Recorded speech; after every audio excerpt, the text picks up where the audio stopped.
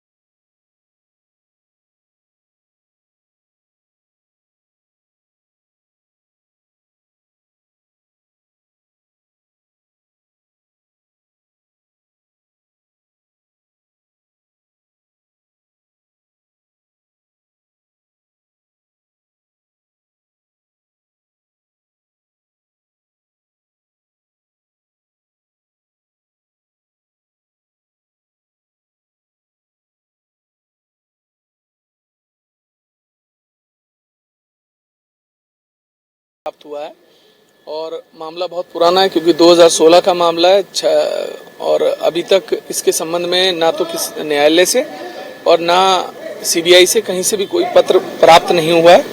लेकिन जैसे भी प्राप्त होगा और जो भी कानून संबद्ध जो भी कार्रवाई होगी उसमें सहयोग करेंगे। क्योंकि सर 2016 का मामला था, मामले और जो इसमें जोड़ दिए गए हैं।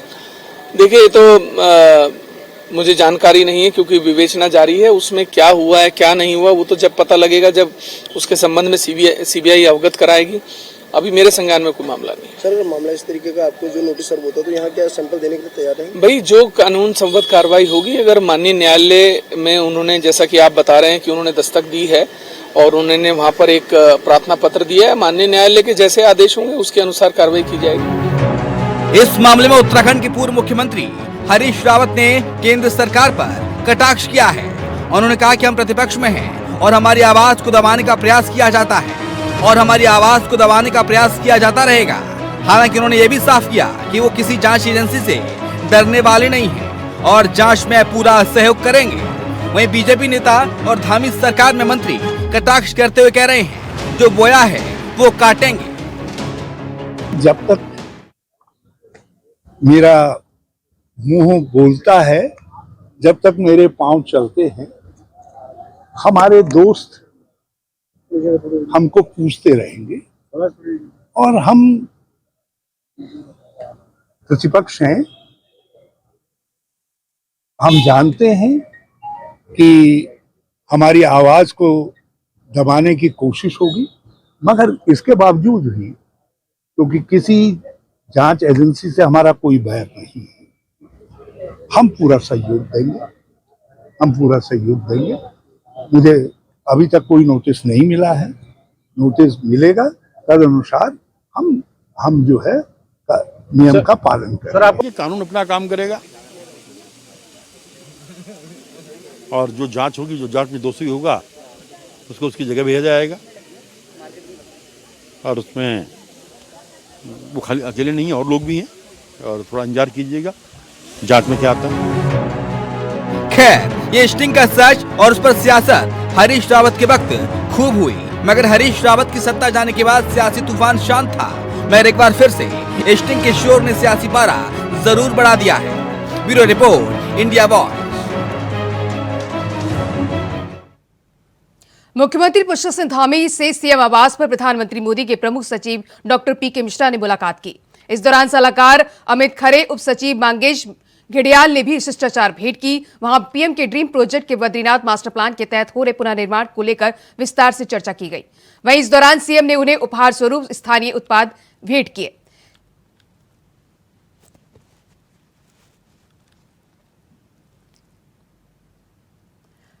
तो सीएम धामी से पीएम मोदी के प्रमुख सचिव मिले, पुनर्निर्माण को लेकर विस्तार से चर्चा की गई।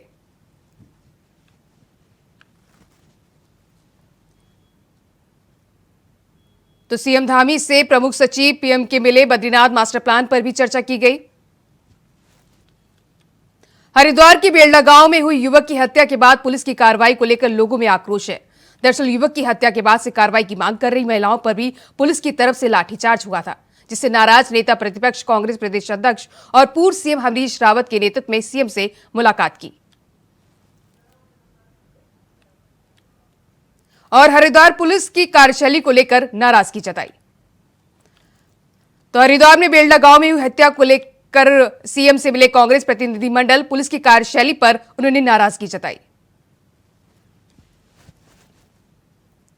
तो बेलडा गांव में हुई हत्या के मामले को लेकर कांग्रेस प्रतिनिधिमंडल सीएम से मिला। इसको लेकर उन्होंने पुलिस की कार्रवाई को लेकर नाराजगी जताई। प्रधानमंत्री नरेंद्र मोदी इन दोनों अमेरिका दौरे पर हैं। उन्होंने अमेरिका के राष्ट्रपति जो बाइडेन से मुलाकात की। इस दौरान पीएम मोदी ने अमेरिका के राष्ट्रपति को उत्तराखंड में उत्पादित होने वाले प्रसिद्ध लंबे दाने के चावलों यानी बासमती को उपहार स्वरूप भेंट किया, जिसको लेकर राज्य के मुख्यमंत्री पुष्कर सिंह धामी ने ट्वीट कर लिखा कि पीएम ने देवभूमि में उत्पादित लंबे चावल और उत्तराखंड को विश्व पटल पर एक नई पहचान दी है। इसके लिए उन्होंने पीएम का आभार भी जताया।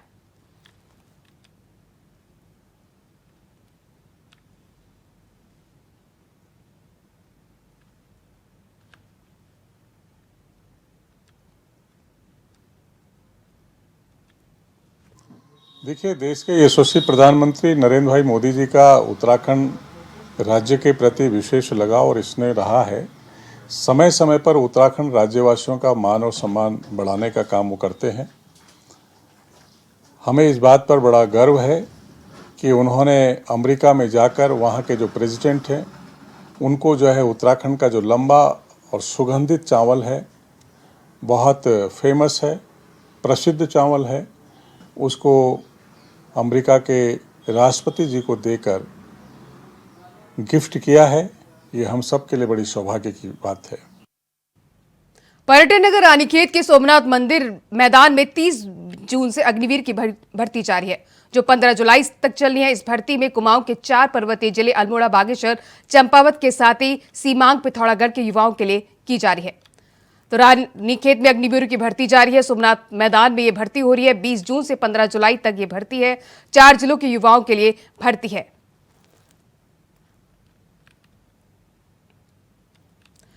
तो रानीखेत में अग्निवीरों की भर्ती लगातार जारी है। सोमनाथ मैदान में यह भर्ती हो रही है।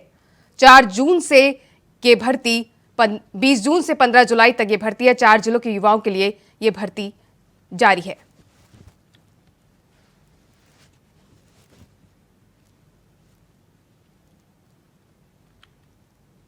सबसे पहले तो मैं ये कहना चाहूँगा कि ये जो भर्ती है ये कुमाऊं क्षेत्र के लिए रानीखेत में की जा रही है, अग्निवीरों के लिए, एनए और एनए वेट के लिए और सिपाही फार्मा के लिए। और ये भर्ती जैसे कि आपको मालूम है 20 जून से शुरू हुई है और 15 जुलाई तक कंप्लीट हो जाएगी। मैं ये चाहता हूँ कि इस आपके माध्यम से पूरे कुमाऊं इलाके में बच्चों को यह मालूम पड़े कि ये भर्ती यहाँ पर हो रही है और इस भर्ती में आने के लिए वो जी जान से अपनी तैयारी करें और मेहनत करें, क्योंकि भारतीय सेना में उनका चयन तभी होगा जब वो मेहनत करेंगे और जी जान से अपनी तैयारी करें। बीजेपी के संस्थापक रहे पंडित श्यामा प्रसाद मुखर्जी की पुण्यतिथि को आज बीजेपी बलिदान दिवस के रूप में मना रही है, जिसमें कई कार्यक्रम संगठन की तरफ से आयोजित किए जा रहे हैं। कैबिनेट मंत्री गणेश जोशी भी ऐसे ही कार्यक्रम में शामिल हुए, जहां उन्होंने पार्टी के कार्यकर्ताओं को श्यामा प्रसाद मुखर्जी के दिखाए गए पद चिन्हों पर चलने के लिए प्रेरित किया।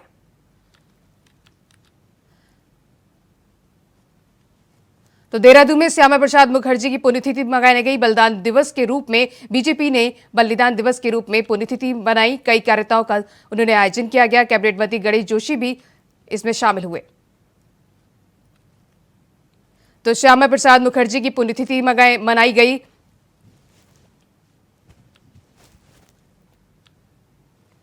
आज जो है महान नायक को हमने नमन किया है, जिसने इस देश के लिए अपना बलिदान दिया,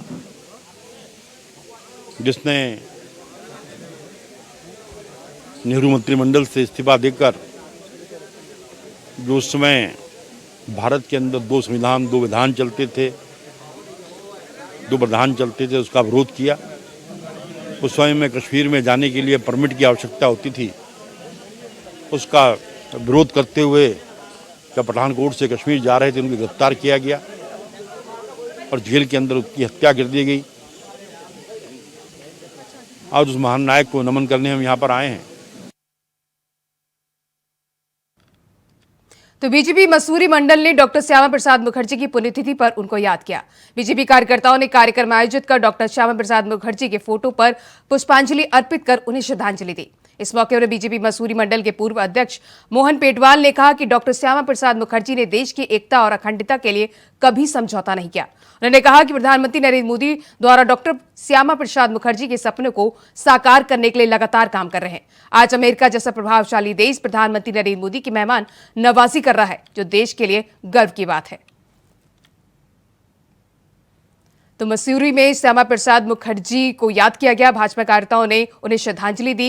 इस दौरान उन्होंने कहा कि देश की एकता अखंडता से उन्होंने कभी समझौता नहीं किया।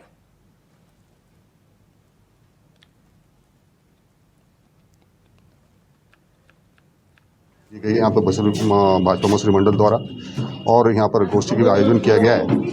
निश्चित ही जो डॉक्टर श्यामा प्रसाद मुखर्जी जिन्होंने जो है अपनी पढ़ाई के बाद जो है राजनीति में आए और उसके बाद उन्होंने जो है भारतीय जनसंघ का 1951 में गठन किया, वो संस्थापक अध्यक्ष भी रहे। और उसके बाद जो है जो उन्होंने एक नारा दिया था कि एक देश में 2 निशान और 2 विधान और 2 प्रधान नहीं होने चाहिए, तो निश्चित ही उनकी लड़ाई को जो वर्तमान केंद्र की सरकार है उन्होंने जो है सच्चे रूप में उनको श्रद्धांजलि देते हुए 370 को जो है खत्म किया है। उत्तराखंड के मुख्यमंत्री पुष्कर सिंह धामी ने आज डॉक्टर श्यामा प्रसाद मुखर्जी की पुण्यतिथि के अवसर पर मुख्यमंत्री आवास में श्रद्धासुमन अर्पित कर उन्हें याद किया। इस दौरान मुख्यमंत्री ने कहा कि डॉक्टर श्यामा प्रसाद मुखर्जी एकता और अखंडता के लिए अपने जीवन को समर्पित करने वाले प्रखर राष्ट्रवादी विचारक एवं जनसंघ के संस्थापक थे। इसके आगे सीएम ने कहा कि मातृभूमि की प्रति समर्पित उनके जीवन सदैव हम सभी को प्रेरित करती रहेगी। श्यामा प्रसाद मुखर्जी की पुण्यतिथि पर उन्हें श्रद्धांजलि दी गई पुष्कर सिंह धामी द्वारा। तो मुख्यमंत्री पुष्कर सिंह धामी ने श्यामा प्रसाद मुखर्जी की पुण्यतिथि पर उन्हें श्रद्धांजलि दी।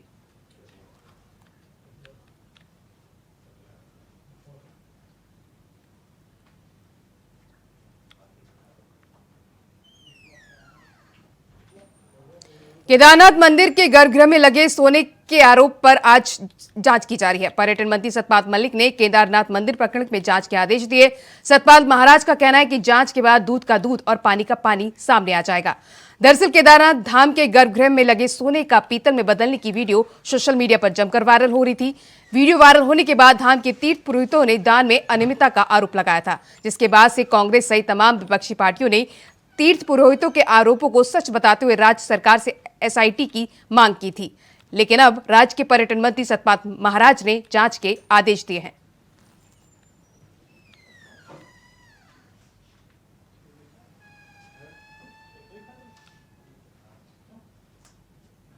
का जो प्रसंग है उसमें मैंने जांच के आदेश दे दिए हैं और जांच के बाद हमें पता चल जाएगा क्या किया है।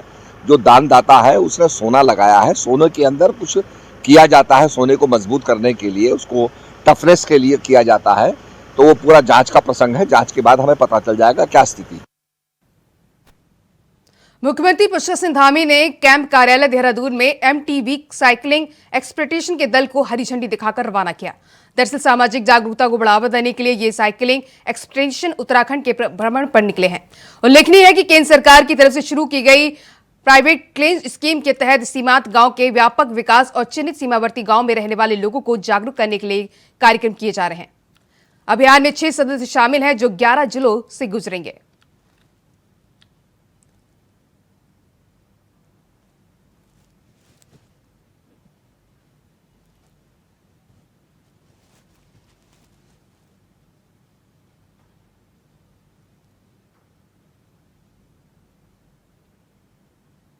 तो सीएम धामी ने एमटीबी साइकिलिंग एक्सपेडिशन को हरी झंडी दिखाई।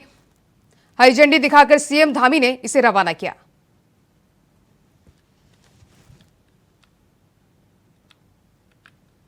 कांवड़ यात्रा 2023 के लिए हरिद्वार पुलिस ने नई पहल को धरातल पर उतारते हुए क्यूआर कोड जारी की है। दरअसल ये कोड कांवड़ यात्रा 2023 में भोले भक्तों की सुविधा के लिए की गई है, जिसके लिए 10 लाख क्यूआर कोड तैयार कराए गए हैं। इसमें रियल टाइम पार्किंग, डायवर्जन, खोया पाया, social media platform, photo video gallery और जिला दूरबाज संपर्क सूची शामिल है। तो हरिद्वार पुलिस की नई पहल है, क्यूआर कोड जारी किए गए हैं। भक्तों की सुविधा के लिए क्यूआर कोड जारी किए गए हैं। 10 लाख क्यूआर कोड को जारी किया गया है। तो कांवड़ यात्रा को लेकर पुलिस ने 10 लाख QR कोड जारी किए हैं। पुलिस की ये नई पहल है। भक्तों की सुविधाओं के लिए पुलिस प्रशासन की तरफ से ये नई पहल की गई है। सारी इतने संख्या में लोग आ रहे हैं, सबकी चेकिंग तो पॉसिबल नहीं, लेकिन रैंडम चेकिंग होती है। और खासकर जो कांवड़ की गाड़ियां आ रही हैं जो यहाँ पर आके फिर सस्ते हैं कांवड़ बनाते हैं डाक कांवड़, उनको भी रैंडम चेक करने का प्रावधान रखा गया। एक हेल्प करने के लिए उनको QR कोड का 10 लाख पैम्पलेट बांटने के लिए हमने विभिन्न प्रदेशों में भी भेजा। साथ ही साथ बॉर्डर भी रखेंगे, जिसको स्कैन करने के बाद तत्काल उनको रियल टाइम पर पार्किंग की स्थिति, कहाँ उनकी पार्किंग है, बड़ी गाड़ियों की पार्किंग कहाँ पर है, छोटी गाड़ियों की पार्किंग कहाँ पर है, मोटरसाइकिल कहाँ पार्क होगी, वो उनको रियल टाइम बेसिस पर मिलेगा। पार्किंग की स्थिति भी मिलेगी। साथ ही साथ गूगल मैप के थ्रू वो स्कैन करने के बाद वहां पहुंच भी सकते हैं। वापसी का रास्ता क्या रहेगा, जिससे कोई कंफ्यूजन ना हो, कोई डाइवर्जन है कहीं पर, तो वो भी उनको समय टू समय उस QR कोड से अगर स्कैन करने के बाद रियल टाइम बेसिस पर उनको उपलब्ध होगा। डोईवाला की रानी पोखरी न्याय पंचायत के लिस्टाबाद के ग्रामीण लगभग 15 सालों से सड़क निर्माण की मांग कर रहे थे, जिसको लेकर ग्रामीणों ने पिछली बार विधानसभा चुनाव का बहिष्कार किया था और आंदोलन भी किया था, जिस कारण चुनाव के वक्त डोईवाला विधायक ब्रजभूषण गेरला ने लोगों को आश्वासन दिया था कि चुनाव के बाद उनकी सड़क का निर्माण कराया जाएगा। शुक्रवार को इसी मांग को पूरा करते हुए विधायक ने सड़क का भूमि पूजन कर विधिवत उद्घाटन किया।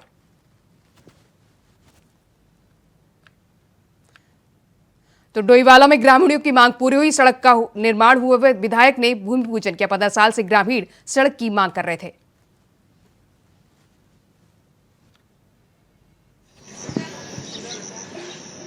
से ये सड़क नहीं बन पाई थी और हम लोग विधानसभा चुनाव में जब हम यहाँ पे आए थे तो उस समय भी यहाँ के गांव के लोगों ने हमसे कहा था कि साहब हमें सड़क बनानी है, सड़क की आवश्यकता है।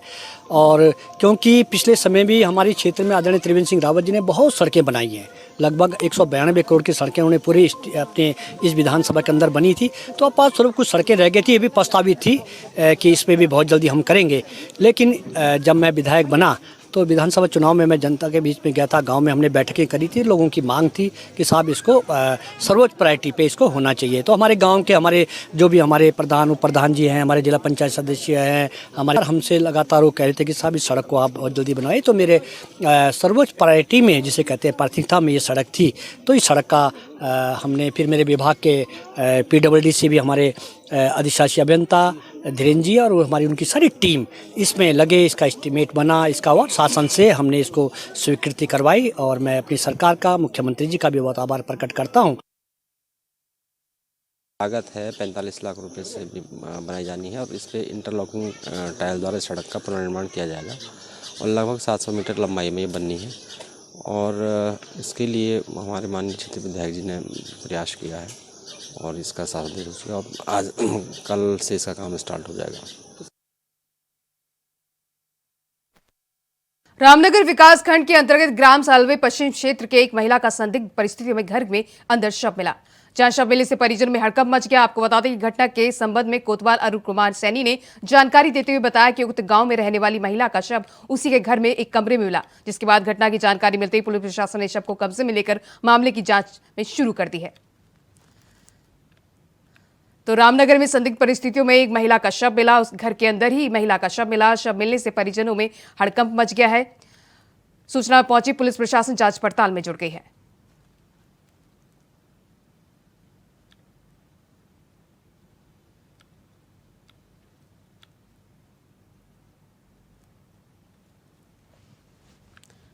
तो रामनगर में संदिग्ध परिस्थितियों में एक महिला का शव मिला है, जिसको लेकर मौके पर पहुंची पुलिस प्रशासन जांच पड़ताल में जुट गई है। संदिग्ध परिस्थितियों में महिला के शव मिलने से परिजनों में हड़कंप का माहौल है। इसको लेकर इलाके में भी हड़कंप का माहौल है। शव मिलने से परिजनों में हड़कंप मचा हुआ है। पुलिस प्रशासन इसकी जांच पड़ताल में जुट गई है।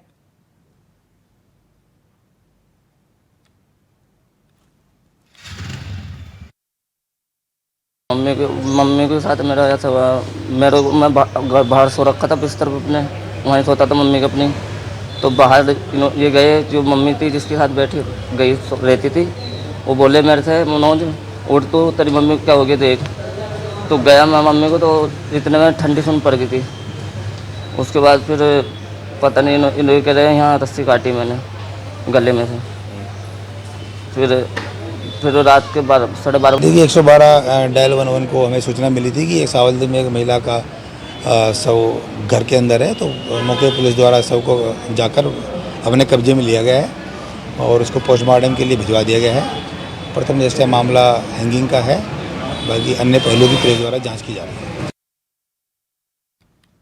तो पर्यटन एवं सिंचाई मंत्री सतपाल महाराज ने कांवड़ मेले को लेकर की जा रही तैयारियों की समीक्षा बैठक की, जिसमें सीसीआर भवन में हुई समीक्षा बैठक में जिलाधिकारी धीरज सिंह गरवाल, एसएसपी हरिद्वार अजय सिंह समेत कई विभागों के अधिकारी मौजूद रहे, जहां सतपाल महाराज ने सभी से बातचीत करते हुए जरूरी दिशा निर्देश दिए।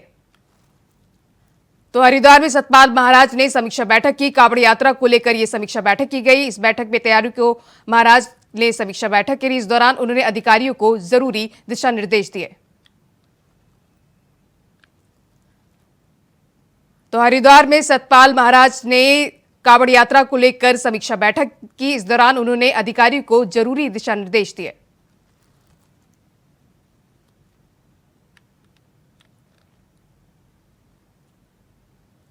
तो हरिद्वार में सतपाल महाराज ने समीक्षा बैठक की। ये बैठक कांवड़ यात्रा को लेकर की गई।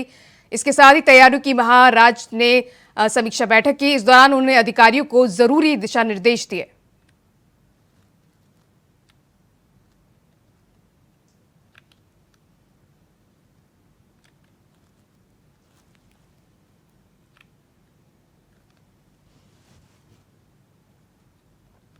तो हरिद्वार में सतपाल महाराज ने समीक्षा बैठक की। ये बैठक कांवड़ यात्रा को लेकर की गई। इस दौरान एसएसपी हरिद्वार अजय सिंह समेत कई विभागों के अधिकारी भी मौजूद रहे, जहां सतपाल महाराज ने सभी से बातचीत करते हुए जरूरी दिशा निर्देश दिए। इस बैठक में सीसीआर भवन में यह बैठक की गई। इस बैठक में जिलाधिकारी धीरज सिंह गरवाल समेत एसएसपी हरिद्वार अजय सिंह समेत कई विभागों के अधिकारी मौजूद रहे। इस बैठक में कांवड़ यात्रा तैयारियों को लेकर बैठक की गई। इस बैठक में अधिकारियों को तैयारियों के साथ ही दिशा निर्देश दिए गए। पर्यटन एवं सिंचाई मंत्री सतपाल महाराज ने कांवड़ मेले को लेकर की गई जारी तैयारियों की समीक्षा बैठक की। इस दौरान उन्होंने जिलाधिकारी धीरज सिंह गरवाल, एसएसपी हरिद्वार अजय सिंह समेत कई विभागों के अधिकारी मौजूद रहे, जहां उन्होंने सतपाल महाराज ने सभी से बातचीत करते हुए तैयारियों को लेकर जरूरी दिशा निर्देश दिए।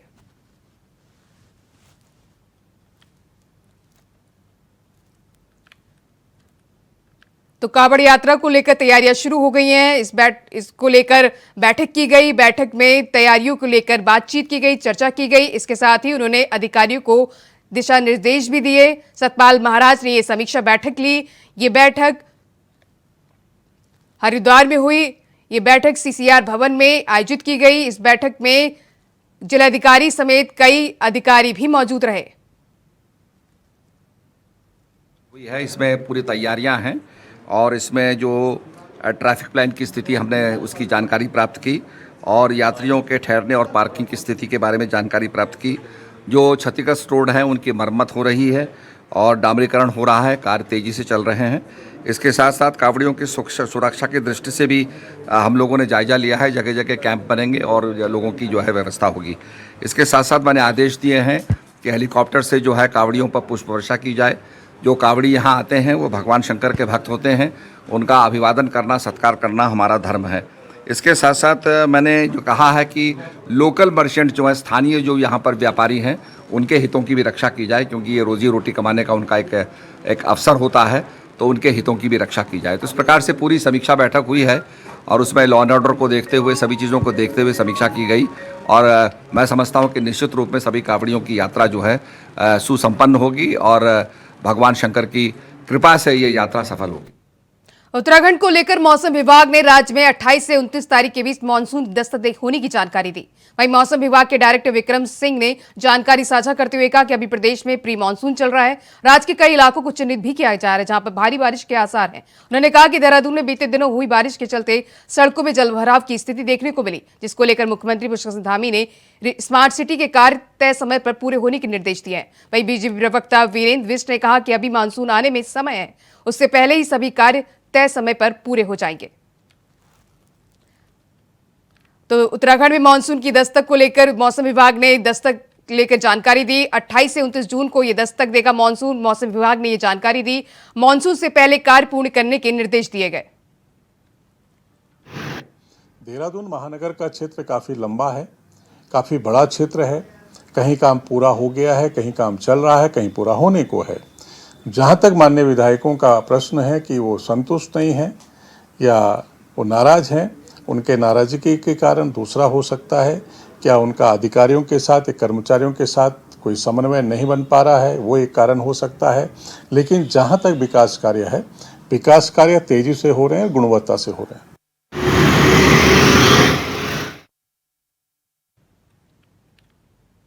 तो उत्तराखंड में मानसून की दस्तक को लेकर मौसम विभाग ने कहा है कि मानसून आने वाला है। 28 से 29 जून को दस्तक देगा मानसून। इसको लेकर उन्होंने मौसम विभाग ने जानकारी दी है। मानसून से पहले कार्य पूरा करने के निर्देश दिए गए हैं। इसके साथ ही कुछ जल भराव को लेकर समस्या हुई थी देहरादून में, जिसको लेकर उन्होंने कार्य को पूर्ण करने के निर्देश दिए हैं। तो उत्तराखंड को लेकर मौसम विभाग ने राज्य में 28 से 29 तारीख के बीच मानसून दस्तक होने की जानकारी दी है। वहीं मौसम विभाग के डायरेक्टर विक्रम सिंह ने कहा है कि 28 से 29 जून तक मानसून दस्तक दे सकता है। इसके साथ ही उन्होंने कहा है कि देहरादून में कुछ जगहों पर जलभराव देखने को मिला था, जिसको लेकर पहले से ही दिशा निर्देश दिए गए हैं। देहरादून के क्लाइमेंटाइन की थाने की पुलिस ने डबल मर्डर की गुत्थी को सुलझा दिया है। पुलिस ने मामले का खुलासा करते हुए एक आरोपी को गिरफ्तार किया है। हत्या का खुलासा करते हुए एसएसपी दिलीप सिंह ने बताया कि मृतका के भाई ने ही पुरानी रंजिश के कारण अपनी बहन और बहनों की हत्या कर दी थी। तो देहरादून में डबल मर्डर की गुत्थी सुलझ गई है। मृतका के भाई की ही हत्या का आरोप लगा है, बहन बहनों की हत्या के आरोप लगा है, पुरानी रंजिश में हत्या की गई है, पुलिस की तरफ से यह कहा गया है। तो देहरादून पुलिस ने डबल मर्डर की गुत्थी को सुलझा लिया है। मृतका के भाई के ही हत्या करने का आरोप लगा है। एसएसपी दिलीप सिंह ने बताया कि मृतका के भाई ने ही पुरानी रंजिश के कारण अपनी बहन और बहनोई की हत्या कर दी थी। एक 2 डेड बॉडी मिली थी पति पत्नियों का, और एक बच्चा रिकवर हुआ था उसमें, वो बच्चा भी जिंदा था। तो उस घटनाक्रम को यद्यपि उस दिन जो सर्कमस्टांशियल एविडेंसेस थे, जो परिस्थितियाँ थी, उसे तो ये सुसाइड प्रतीत हो रहा था। लेकिन फिर भी जब घर वालों से पूछताछ किया गया और फर्दर जो है जब इसका लोकेशन लिया गया और इसमें और जानकारी की गई, तो उसमें जानकारी करने पर जो है एक मुलजिम शहबाज पुत्र शहजाद, इसकी अरेस्टिंग हमने की है। और इसने ये मृतका का जो है सगा भाई है, मृतक का जो है वो आपका जेठू है, साला कह सकते हैं हम, और उसने ये घटना कारित किया था कि देवभूमि समाचार में बस इतना ही। खबरें लगातार जारी हैं। नमस्कार।